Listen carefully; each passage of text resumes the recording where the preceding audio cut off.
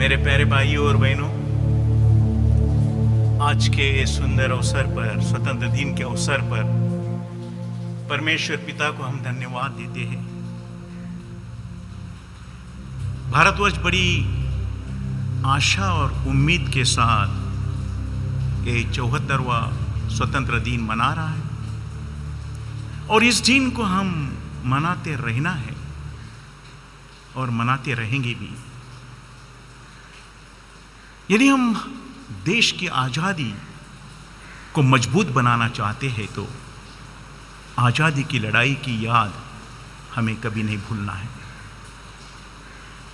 हमारे पुरखाओं ने अपने जीवन की कुर्बानी देकर उसे प्राप्त किया है और आज हमारा ये फर्ज बनता है कि हम उसकी रखवाली करें। तो आइए हम प्रार्थना के साथ आज की सभा को शुरुआत करेंगे। हे स्वर्गीय पिता,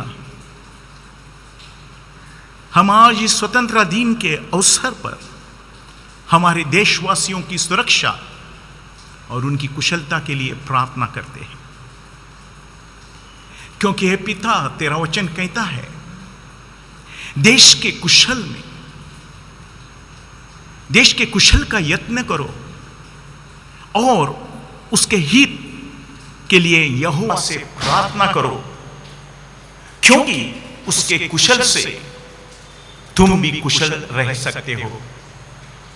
आज ये भारतवर्ष के नेताओं के लिए हम प्रार्थना करते हैं। भारतवर्ष जो अधिकारी है उनके लिए प्रार्थना करते हैं और भारतवर्ष के सेना दल, पुलिस दल और जो मेडिकल स्टाफ आज जो बड़े पैमाने पे काम कर रहा है इस कोविड-19 के महामारी के वजह से, उन सब लोगों के लिए हम प्रार्थना करते हैं, दुआ करते हैं। प्रभु, हमारी देश की तू रक्षा कर। हमारी देश की सुरक्षा तेरे हाथ में है और हम चाहते हैं कि हमारी देश की सुरक्षा के साथ तेरी कलीसिया भी सुरक्षा में रहेगी। ये प्रार्थना नासरी यीशु के नाम से करते हैं, सुनो और ग्रहण कर। आमीन। Praise the Lord. हालेलुया। प्रभु यीशु मसीह की स्तुति हो। आज का दिन परमेश्वर ने हमें दिया है, हम उसकी स्तुति और उसकी आराधना करेंगे। आइए हम गीतों के साथ परमेश्वर की स्तुति करेंगे। सारे जग में तेरी प्रशंसा, यीशु ही जीवन, यीशु ही आशा।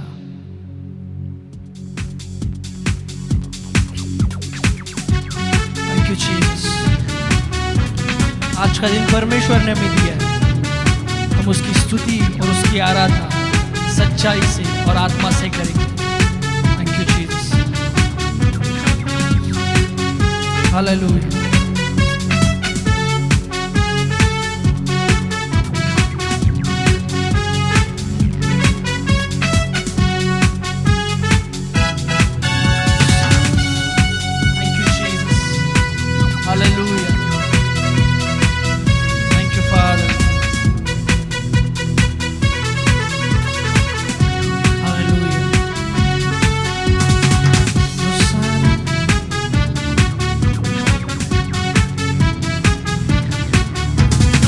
सारे जग में तेरी प्रशंसा, यीशु ही जीवन, यीशु ही आशा। सारे जग में तेरी प्रशंसा, यीशु ही जीवन, यीशु ही आशा। तू ही सहारा, तू ही भरोसा, संगीत तू ही है भाषा। तू ही सहारा, तू ही भरोसा, संगीत तू ही है भाषा। सारे जग में तेरी प्रशंसा, यीशु ही जीवन, यीशु ही आशा। सारे जग में तेरी प्रशंसा, यीशु ही जीवन, यीशु ही आशा। Hallelujah. Thank you Jesus.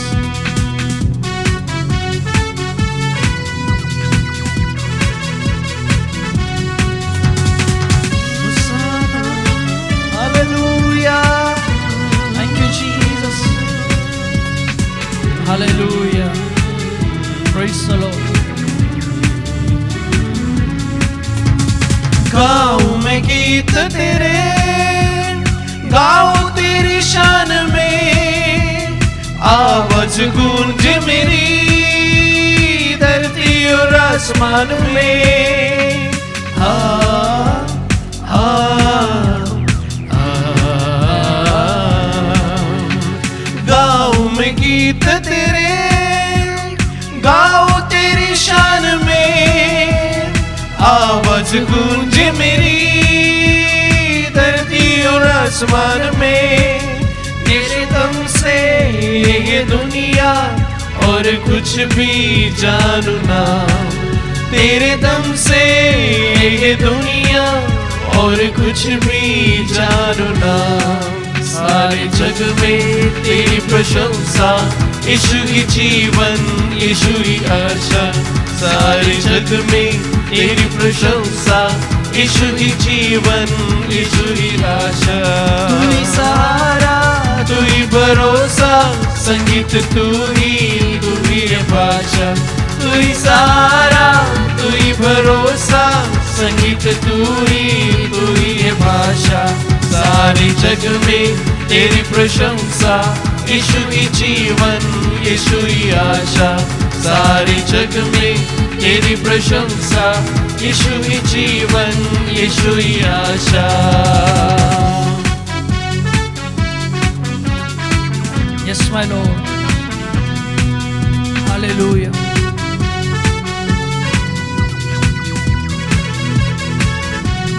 Thank you, Jesus. Hallelujah.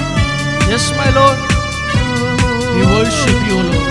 हम तेरी आराधना करते हैं, तुझे ऊंचा उठाते हैं। चारों तरफ है मेरे तेरी प्रशंसा का गाना, तू मुझको लाया यहाँ, यही है मेरा ठिकाना।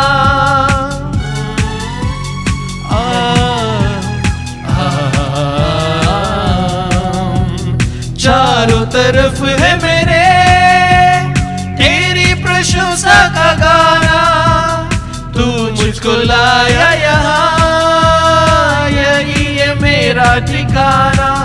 यीशु तेरे वचनों से ही भर जाए जीवन मेरा, यीशु तेरे वचनों से ही भर जाए जीवन मेरा।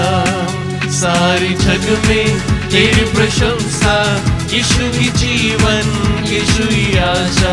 सारे जग में तेरी प्रशंसा, यीशु ही जीवन, यीशु ही आशा। तू ही सहारा, तू ही भरोसा, संगीत तू ही है भाषा। तू ही सहारा, तू ही भरोसा, संगीत तू ही है भाषा। सारे जग में तेरी प्रशंसा, यीशु ही जीवन, यीशु ही आशा। सारे जग में तेरी प्रशंसा, यीशु ही जीवन, यीशु ही आशा। सारे जग में तेरी प्रशंसा, यीशु ही जीवन, यीशु ही आशा। सारे जग में तेरी प्रशंसा, यीशु ही जीवन, यीशु ही आशा। तू ही सहारा, तू ही भरोसा, संगीत तू ही है भाषा। तू ही सहारा, तू ही भरोसा, संगीत तू ही है भाषा। हाँ प्रभु, तेरी हम स्तुति करते हैं प्रभु। धन्यवाद। तू सबसे ऊंचा है प्रभु, आदर भी आपका है, महिमा भी आपका है, यस ऐश्वर्य और पराक्रम भी आपके हैं प्रभु। यस मैन, धन्य हो आपका नाम प्रभु, यस हालेलुया, धन्य हो आपका नाम। Thank you Jesus. ये हमारे भारत देश को तूने आज तक संभाल के रखा है प्रभु। अनेक आंधी आए, अनेक तूफान आए, लेकिन इस भारत देश को तूने अभी तक संभाल के रखा है प्रभु। हम तेरी आराधना करते प्रभु, हम तेरी स्तुति करते प्रभु। Thank you Jesus. अपने आंखें पूरी रीति से बंद करें, धन्यवाद। अपना ध्यान उस परमेश्वर के सिंहासन की ओर लगाए, धन्यवाद यीशु। और हम प्रभु से कहेंगे कि प्रभु मेरे देश को तू संभाल के रख प्रभु, मेरे देश को तू संभाल प्रभु। धन्यवाद। यहोवा अगर तू नगर की रखवाली न करे तो पहरेदार व्यर्थ है प्रभु।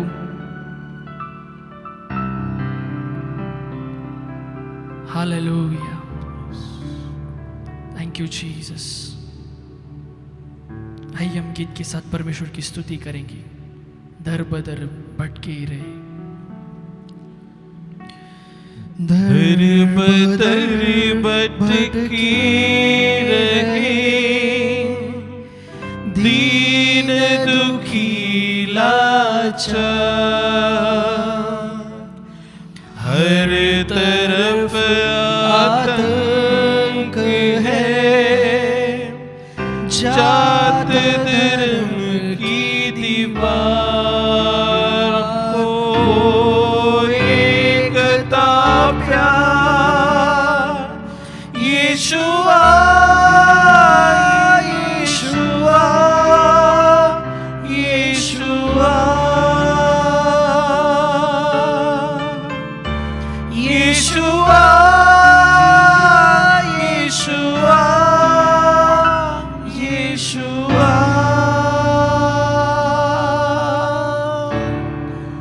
जय हे जय हे जय हे जय हे जय हे जय हे जय हे जय हे।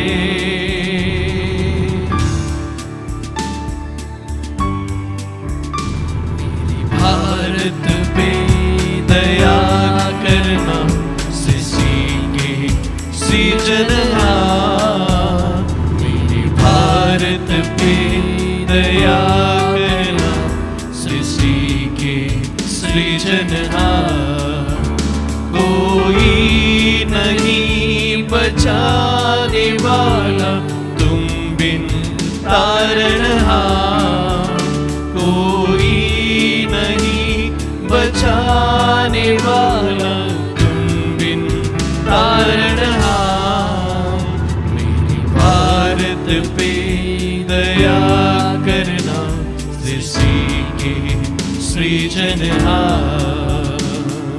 भारत पे दया करना, सृष्टि के सृजनहार।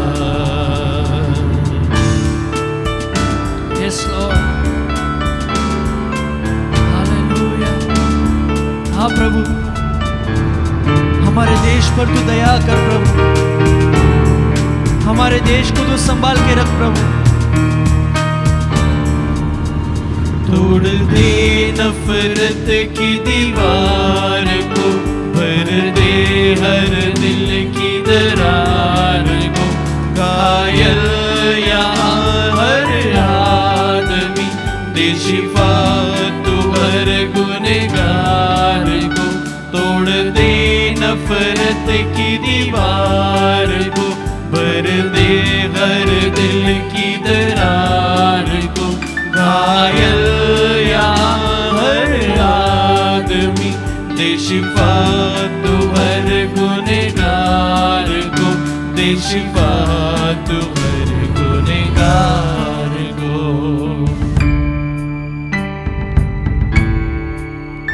मेरी भारत की दुआ सुनना, यही हमारी पुकार।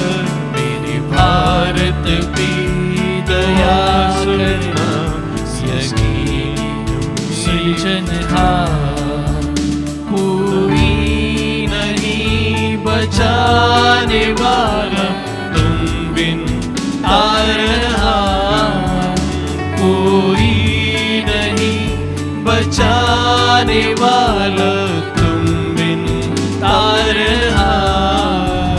मेरे भारत पे दया करना सृष्टि के सृजनहार।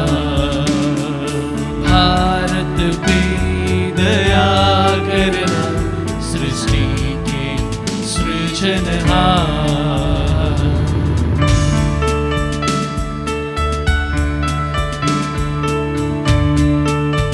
Thank you, Jesus.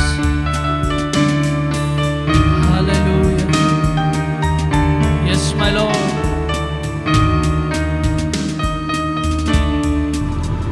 नाश हो रहे हैं तेरे बिना, हर कोई गैर न कोई अपना। आके तू ही बचा ले प्रभु, इन आँखों का है यही सपना। नाश हो रहे हैं तेरे बिना, हर कोई गैर न कोई अपना। आके तू ही बचा ले प्रभु, इन आँखों का है यही सपना। इन आँखों का है यही सपना।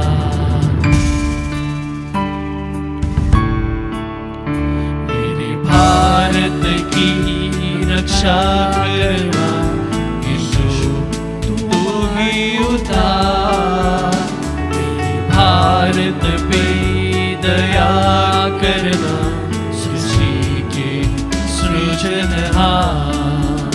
कोई नहीं बचाने वाला तुम बिन तारहार।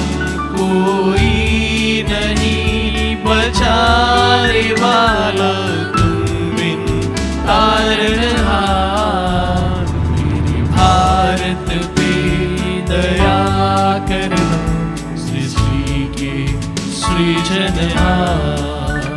मेरे भारत पे दया करना सृष्टि के सृजनहार। जय हो जय हो यीशु की जय हो। जय हो जय हो भारत की जय हो। जय हो जय हो यीशु की जय हो। जय हो जय हो भारत की जय हो। जय हो जय हो जय हो जय हो जय हो।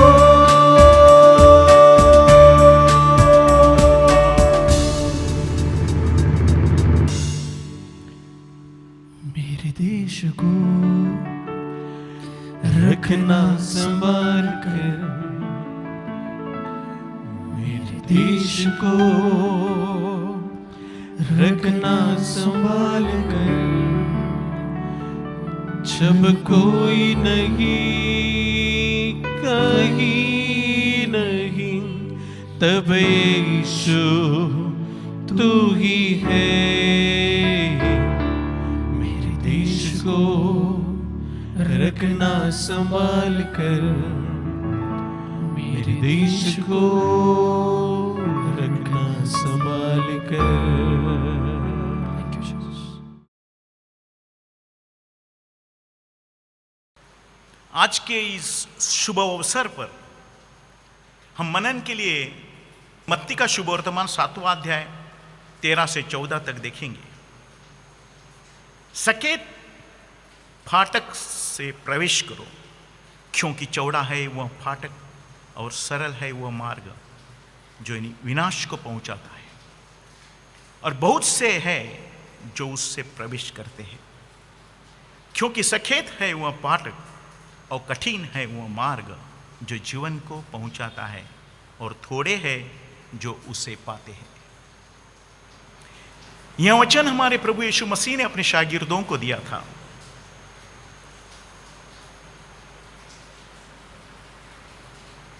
क्यों दिया था?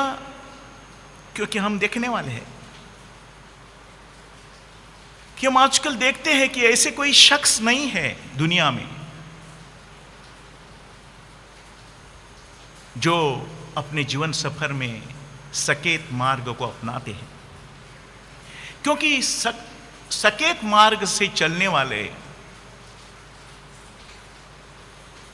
परेशानियों का सामना करते, और हमें सबको मालूम है कि हम परेशानियां नहीं चाहते हैं।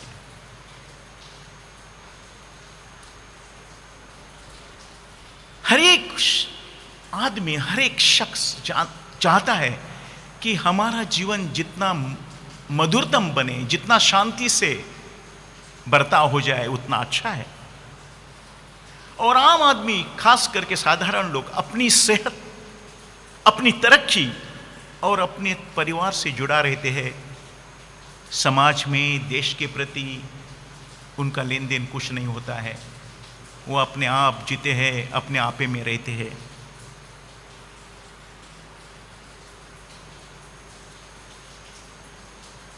और ऐसे लोग हम देखते हैं कि जो बहुत अकर्मण्यवादी है,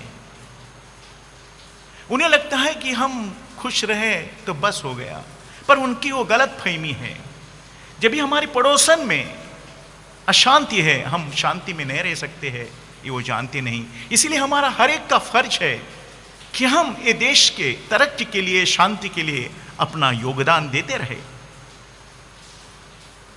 पर आम आदमी चाहता है कि हम क्यों करूं, कोई बंदा तैयार हो जाएगा, मसीहा बन जाएगा, हमें छुटकारा देगा। और कम लोग ऐसे हैं जो महात्मा बनकर काम करते हैं। ऐसे भी लोग हैं कि जिन्होंने अपने देश के प्रति अपना वक्त को दिया है, अपने जीवन की कुर्बानी दी है। इतिहास की ओर हम गौर से देखेंगे तो ऐसे ही जो महात्मा बनते हैं लोग, उनके कारण भारतवर्ष को स्वतंत्र देखने को मिला है। हम देखते हैं 1857 से 1947 तक आजादी की लड़ाई चली।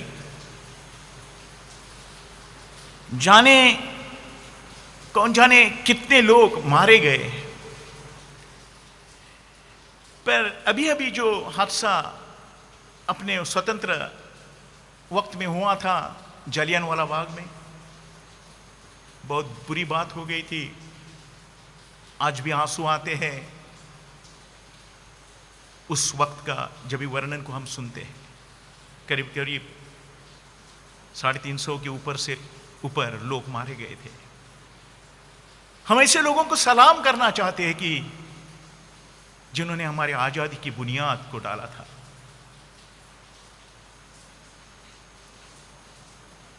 पर यह बुनियाद डालने के लिए उनको कंफर्ट जोन से बाहर निकलना पड़ा था। यही कंफर्ट जोन के बारे में आज मैं बात करने जा रहा हूं। बाल गंगाधर तिलक, जिनको लोकमान्य तिलक कहते हैं, वो आसानी से अपनी जिंदगी को जी सकते थे, आसानी से बहुत खुशहाली का जीवन जी सकते थे। पर उन्होंने खुशहाली का जीवन को ठुकराया। अपने देश के प्रति उसका प्यार था। 6 साल मंडाले के जेल में उनको सजा दी गई थी। बहुत कष्ट उठाया था उन्होंने। क्यों? क्योंकि अपने देश की आजादी के ऊपर उनका ध्यान था। महात्मा गांधी की बात आपको तो मालूम है। करीब करीब 13 बार उनको कैद हो गई, 1917 से लेकर 1942 तक, और 5 साल के ऊपर करीब करीब वो जेल में रहे। क्या वो बैरिस्टर नहीं थे? क्या वो अच्छी तरह से अपना व्यवसाय नहीं कर सकते थे? क्या वो खुशहाली का जीवन नहीं जी सकते थे? परंतु उन्होंने अपना कंफर्ट जोन को छोड़ा, अपनी खुशहाली का जीवन को छोड़ दिया। उनके त्याग के द्वारा हम एक रक्तहीन क्रांति को देख सके। जो कई मात्रा में रक्तहीन कह सकते हैं हम लोग। पंडित जवाहरलाल नेहरू का नाम तो मुझे लेना ही पड़ेगा, जिन्होंने, जो बहुत रईस खानदान परिवार के थे, बहुत अच्छा खासा जीवन जी सकते थे, पर 1921 से लेकर 1945 तक न जाने कितनी बार उनको सजा हो गई और 9 साल के ऊपर वो कैद खाने में बंद थे। मेरे प्यारे देशवासियों, मेरे प्यारे भाई और बहनों, ये लोगों ने जो कीमत चुकाई है, जो कीमत उन्होंने चुकाई है, उनकी याद को हमें करना है। इसीलिए उनके दुख कष्ट को जानकर आज हमारे आंसुओं को हमारे देश के लिए हमें बहाना है और परमेश्वर के पास दुआ करनी है, प्रार्थना करनी है।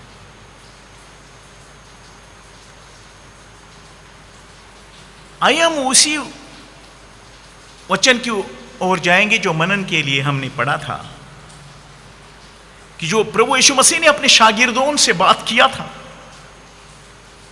कि सकेत है फाटक,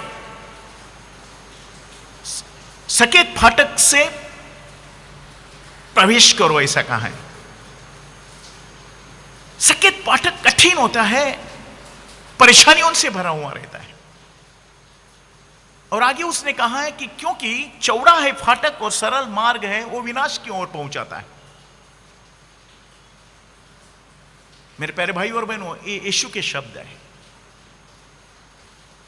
प्रचारक तो प्रचार तो करते हैं, पर प्रचारक यदि प्रचार के अनुसार जीते हैं तो उन्हें बहुत सम्मानित कहा जाता है।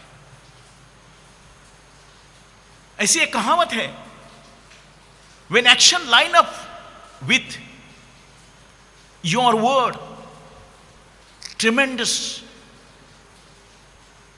reputation will follow। यानी अपने शब्द के अनुसार जब भी हम जीते हैं तो जरूर कहीं ना कहीं उसकी याद होती है, उसका सम्मान किया जाता है। हम हमेशा कहते हैं प्रभु यीशु मसीह विश्वसनीय थे, ही वॉज फेथफुल गॉड। उसके वादों पर भरोसा करते हैं हम लोग। क्यों? क्योंकि प्रभु यीशु मसीह ने अपनी विश्वसनीयता को अपने कार्य के अनुसार दिखाया था। वो वैसा कार्यशील भी था, वो अपने सत्य के लिए खड़ा रहा और सत्य के कारण उसको सकरा मार्ग अपनाना पड़ा। इसीलिए तो सदुकियों ने, फरीसियों ने, सरदारों ने और उस तत्काल जो गवर्नमेंट था, उन्होंने उसको अस्वीकार किया। और तभी का जो मजहब था, वो मजहब ने उसको सूली पे चढ़ाया। मेरे प्यारे भाई और बहनों, यीशु ने केवल प्रचार नहीं किया, पर प्रचार के अनुसार वो जीता भी रहा। अपने आप को ठुकरा कर कंफर्ट जोन को उसने ना कहा। वो सृष्टि का रचना करने वाला था, वो सृजनहार था। उसके शब्दों से पृथ्वी की रचना हो गई थी। स्वर्गस्थान का महिमा छोड़कर ये पापी जगत में उसने जन्म लिया और जगत के खुशहाली जीवन से, कंफर्ट जोन से उसने अपने आप को अलग कर दिया। क्योंकि उसको मालूम था कि यदि वो कंफर्ट जोन को अपनाएगा, यदि खुशहाली का जीवन अपनाएगा, यदि किसी महल में जाके जन्म लेगा, तो शायद मैं मेरा मिशन को पूरा नहीं कर सकता हूं, मैं मेरे परमेश्वर की मर्जी को नहीं पूरा कर सकता हूं। इसलिए उसने ऐसा मार्ग को अपनाया जिसमें कुछ आराम नहीं था, जहां कुछ जगत का सुख नहीं था। मेरे प्यारे भाई और बहनों, एक सृष्टि का सृजनहार होते हुए भी उसने जन्म लिया गौशाला में, है ना, गाय की चरनी में उसने जन्म लिया। ये सब बात कोइंसिडेंस से नहीं हो गई थी, ये बात को परमेश्वर ने पहले ही तय करके रखा था। उसने अपना मार्ग को खुद ने अपनाया था। उसके माता पिता कोई बड़े साहूकार नहीं थे, बड़े राजे नहीं थे, महाराजे नहीं थे। वो शायद राजा महाराजा के घर में भी जन्म ले सकता था, पर उसने वो किया नहीं। एक गरीब परिवार में जिनका व्यवसाय बढ़ाई का था, और जब तक उसका नियुक्त समय आया नहीं, करीब करीब 30 साल वो अपने माता पिता के साथ काम करता रहा, पसीना निकालता रहा, अपने भाई बहनों के साथ रहता रहा, अपनी माता और पिता की मर्जी संभालता रहा। देखो, सृजनहार उसने ऐसा मार्ग अपनाया, जैसा उन्हें बोला वैसा वो रहा। इसीलिए हम उसके ऊपर भरोसा करते हैं। इसीलिए हमें भरोसा है कि वो हमें कभी नहीं त्यागेगा, कभी नहीं छोड़ेगा। और जैसा उसका नियुक्त समय नजदीक आ गया, तभी उसको मालूम था कि एक ऐसे मार्ग से अभी अपने को चलना है, परमेश्वर का मेमना बनके। उसने आपकी तैयारी की। आज तक जिस परिवार में वो पाला पोसा था, मां का प्यार उसको मिला था। कई बार मरियम ने उसको रोटी खिलाई थी अपने हाथों से।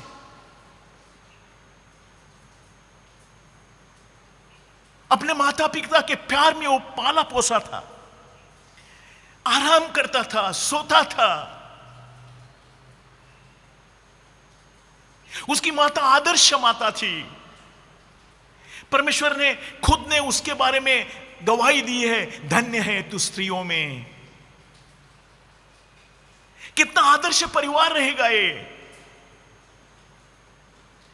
परंतु आज यीशु के सामने एक चुनौती थी। अपने परिवार से उसको दूर होना था, उसको अलविदा कहना था। यह बहुत बड़ी दुख की बात थी। अभी उसको मालूम है कि मेरे मां का प्यार मुझे अभी मिलने वाला नहीं है, सही वक्त पे मुझे खाना नहीं मिलने वाला है, क्योंकि मैं जो मार्ग से अभी जा रहा हूं वो परमेश्वर की मर्जी है।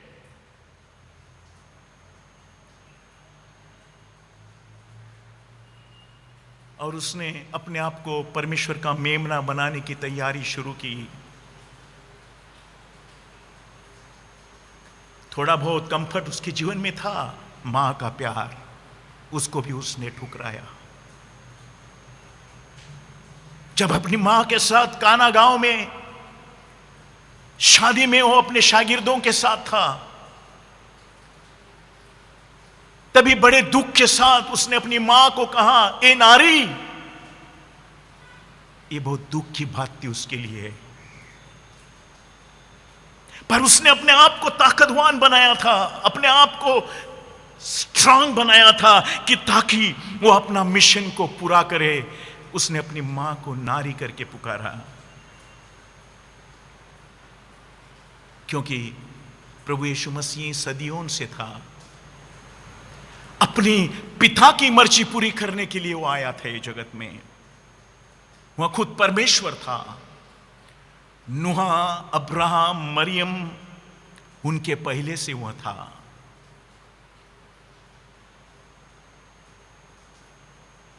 जब भी उसकी मां और उसके परिवार वाले उसको देखने के लिए आए थे एक जगह में, एक घर में, तभी उसको किसी ने कहा कि तेरी मां आई है, तेरे भाई बहन आए हैं। तभी उसने पुकार के कहा, मत्ती 12:48 में लिखा है, कौन मेरी माता, कौन मेरे भाई, और अपने चेलों को की ओर हाथ बढ़ाकर कहा, देखो मेरी माता मेरे भाई है, ये है, क्योंकि जो कोई मेरे स्वर्गीय पिता की इच्छा पर चले वह मेरा भाई और मेरी बहन और मेरी माता है।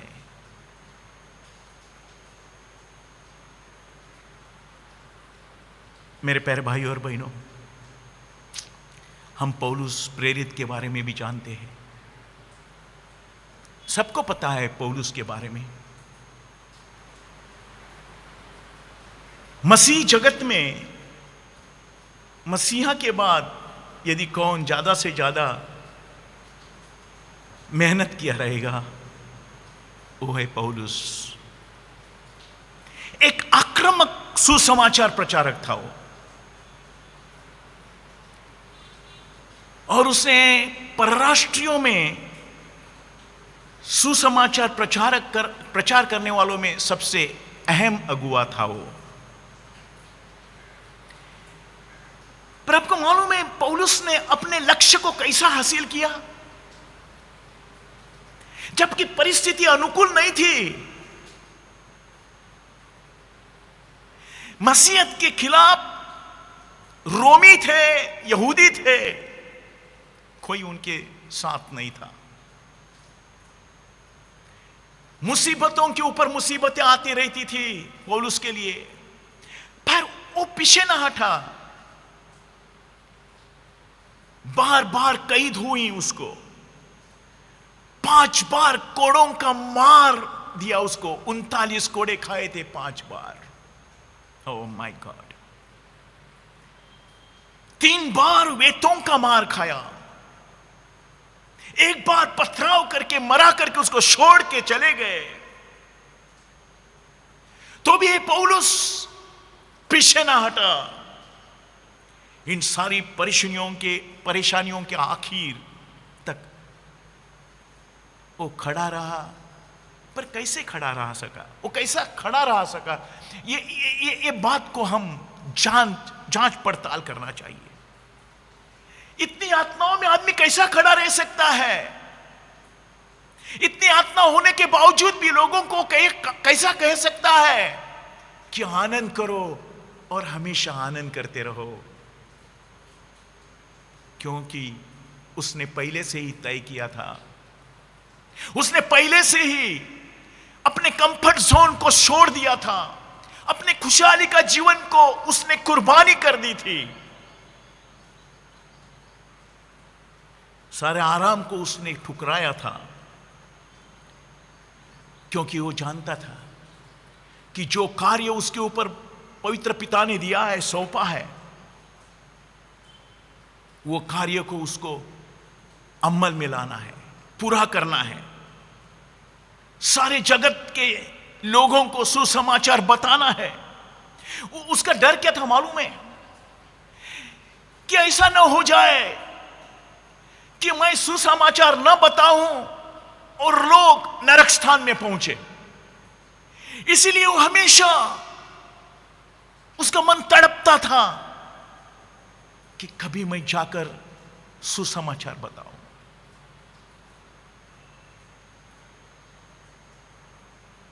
और वह जानता था कि यदि मैं आराम का जीवन जीऊं, खुशहाली का जीवन जीऊं, तो सुसमाचार के लिए बहुत बड़ी रुकावट हो सकती है।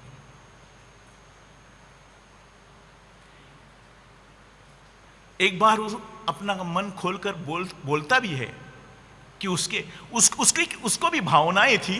वो भी एक प्रतिष्ठित व्यक्ति था, वो भी एक बुद्धिमान व्यक्ति था, वो भी एक जवान, होनहार जवान था, वो भी एक रोमी नागरिक था, उसके पास सारा कुछ था। इसलिए वो एक बार लिखता है, क्या मैं भी किसी बहन को प्रेरितों के समान शादी करके मेरी पत्नी नहीं बना सकता हूं? पर नहीं, मैंने हरगिज़ ये नहीं करूंगा। क्योंकि मुझे अविवाहित रहना है। क्यों रहना है? क्योंकि प्रभु का सुसमाचार मुझे पहुंचाना है, और यदि मैं ये करूंगा, खुशहाली का जीवन में जाऊंगा, तो मैं वो नहीं कर सकता हूं। पौल ने अपनी दौड़ पूरी की। मेरे प्यारे भाई और बहनों, यीशु के कहने अनुसार लूका 9:23 से 24 तक लिखा है, यदि कोई मेरे पीछे आना चाहे तो अपने आप से इनकार करे और प्रतिदिन अपना क्रूस उठाए हुए मेरे पीछे हो ले। क्योंकि जो अपना प्राण बचाना चाहेगा वह उसे खोएगा, परंतु जो कोई मेरे कारण अपना प्राण खोएगा वहीं उसे बचाएगा।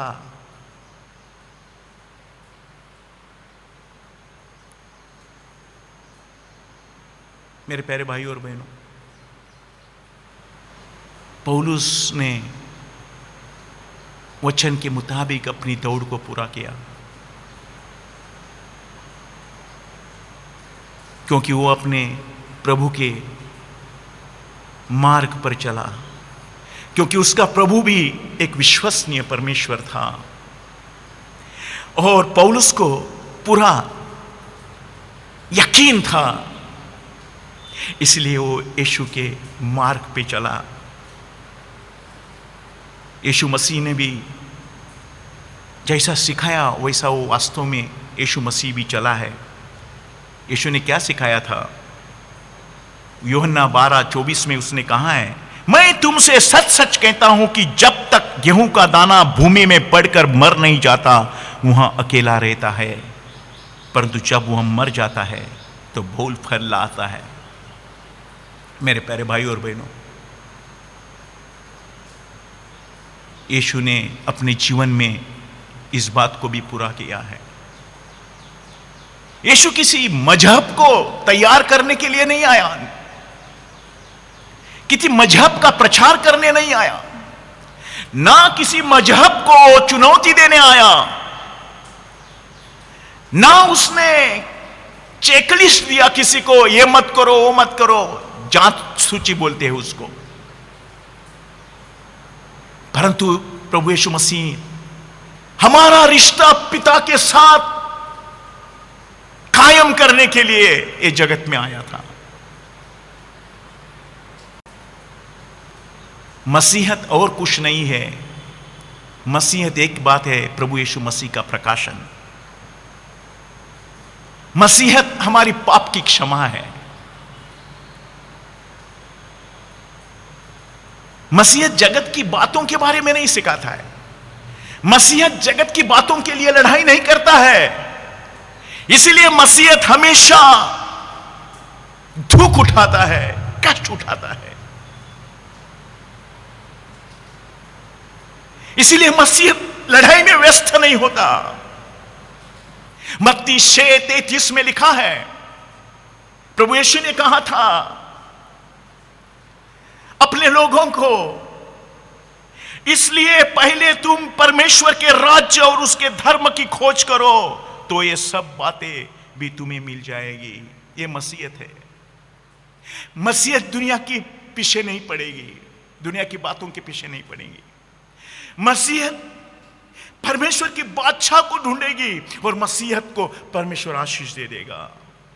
ये कितना बड़ा अभिवचन परमेश्वर ने हमें दिया है मेरे प्यारे भाई और बहनों।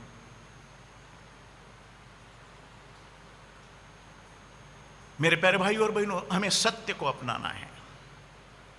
प्रभु यीशु मसीह ने यूहन्ना के सुसमाचार में 8:31-32 में लिखा है, यीशु ने कहा, यदि तुम मेरे वचन में बने रहोगे तो सचमुच मेरे चेले ठहरोगे, तुम सत्य को जानोगे और सत्य तुम्हें स्वतंत्र करेगा। प्रभु यीशु मसीह ने अपने कंफर्ट जोन को छोड़ के हमारे लिए कुर्बानी दी। हमें सच्ची आजादी देने के लिए। जैसे अंग्रेजों से आजादी प्राप्त करने के लिए हमारे कई भाई बहनों ने कुर्बानी दी थी, वैसे ही अंधकार की शक्तियों से लड़ने के लिए, अंधकार की शक्ति से हमें छुटकारा देने के लिए, अंधकार की शक्ति से हमें आजादी देने के लिए, सब प्रकार की हिंसा से आजादी देने के लिए, सब प्रकार की बीमारी से आजादी देने के लिए, सब प्रकार की अशांति से आजादी देने के लिए, सब प्रकार की अंधकार की शक्ति से आजादी देने के लिए प्रभु यीशु मसीह हमारे लिए सूली पे गया। यह सच्चाई है, यह बड़ा सत्य है। गुलगुथा पे उसने अपने आप को सौंप दिया। उसको कोई मार नहीं सकता था, वो खुद वहां चल पड़ा है। और वहां भी जाके सूली से उसने आवाज दी थी, हे पिता उन्हें क्षमा कर, क्योंकि ये लोग क्या करते उन्हें समझता नहीं है। क्यों कुर्बानी दी? क्या सच्चाई है प्रभु के मौत में? क्यों आया था प्रभु यीशु मसीह? यशायाह 60:1 में लिखा है, प्रभु यहोवा की आत्मा मुझ पर है, क्योंकि यहोवा ने सुसमाचार सुनाने के लिए मेरा अभिषेक किया है, और मुझे इसलिए भेजा है कि खेदित मन के लोगों को शांति दूं, और बंदियों के लिए स्वतंत्रता का और कैदियों के लिए छुटकारे का प्रचार करूं। क्या सच्ची छुटकारा प्रभु यीशु मसीह देता है। बंदियों के लिए स्वतंत्रता कौन दे सकता है? कौन बंदीवान है? आज हम देखते हैं लोग कष्ट में है, दुख में है, गरीबी में है, हिंसा में उनकी हिंसा हो रही है, बीमारी में तड़प रहे हैं, डर के मारे लोग घर में बैठे कष्ट में हैं। कौन देगा उससे छुटकारा? कौन बंदीवानों को छुटकारा देगा, स्वतंत्रता देगा? प्रभु यीशु मसीह दे सकता है। जो कोई उसके ऊपर देखेगा वो कभी शर्मिंदा नहीं हो जाएगा। प्रभु यीशु मसीह ने वादा किया है कि मैं किसी का न्याय करने के लिए नहीं आया हूं, पर मैं जीवन देने के लिए जगत में आया हूं। I not come to condemn anyone, but to save the life. क्या बड़ा सत्य है! बड़ा सत्य यही है।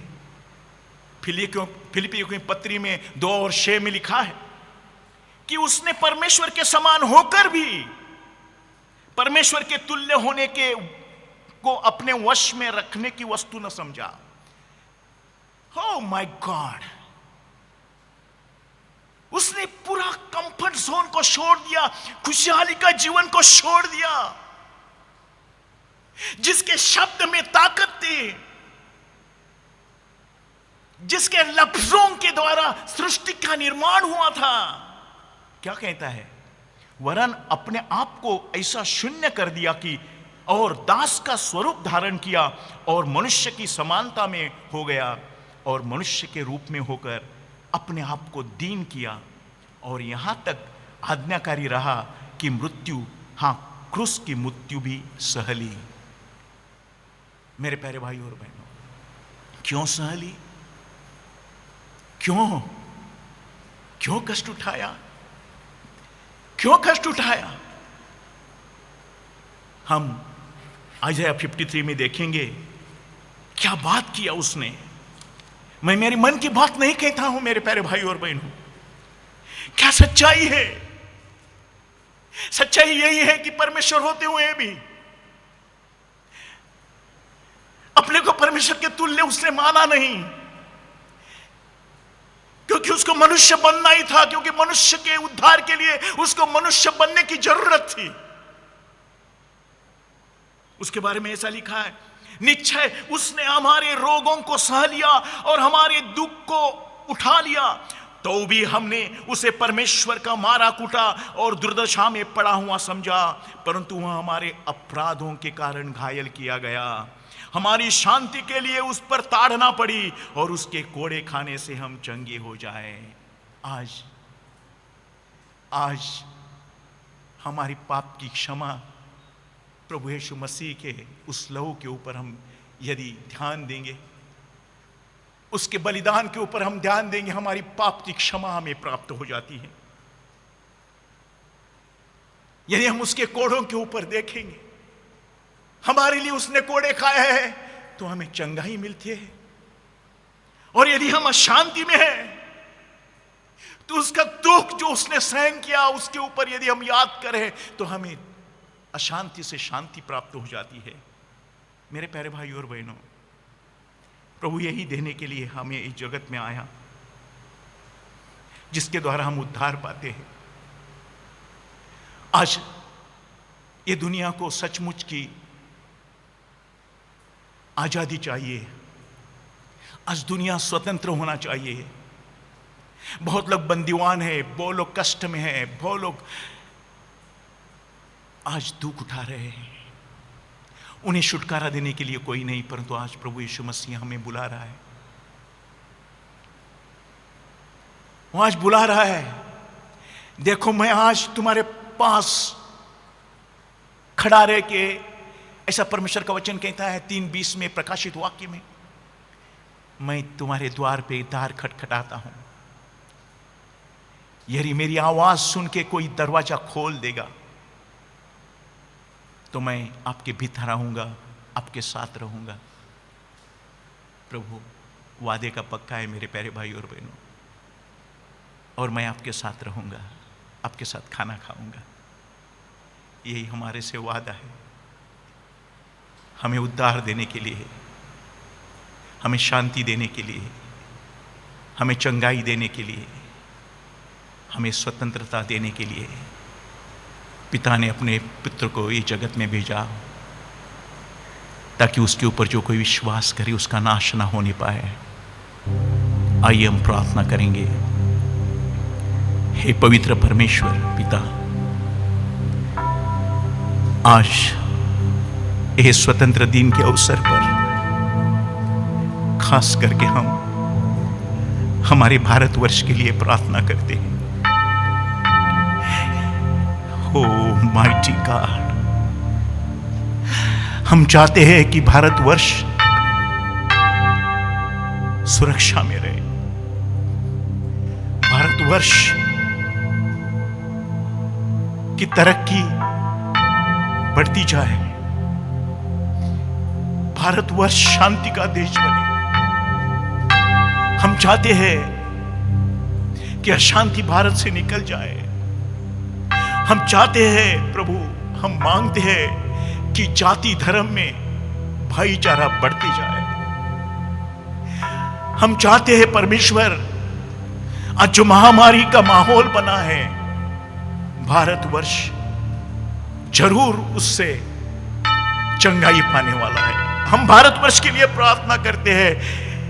कश्मीर से लेकर कन्याकुमारी तक और अरुणाचल से लेकर राजस्थान तक, ये महान देश तूने हमें दिया है। तेरा वचन पहुंचने दे प्रभु, तेरी शांति पहुंचने दे प्रभु। खास करके जो आज मरीज अस्पतालों में हैं, आज जो डर फैला है प्रभु, वो डर के खिलाफ हम प्रार्थना करते हैं कि वो डर निकलने दीजिए।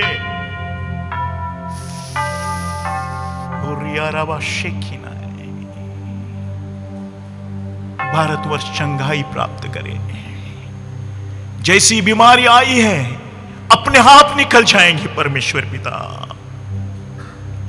तेरी दया होने दे। आज सारे देश में शांति बनने दे। सब देश को आतंक से बचाओ प्रभु जी। हमारे सरकार को आशीषित कर प्रभु जी, ताकि वो बुद्धिमानी से, ज्ञान से अपना व्यवहार करे और लोगों के बीच में शांति और भरोसा रहे। ये प्रार्थना नासुरी यीशु के नाम से करता हूं, सुनो और ग्रहण कर। आमीन।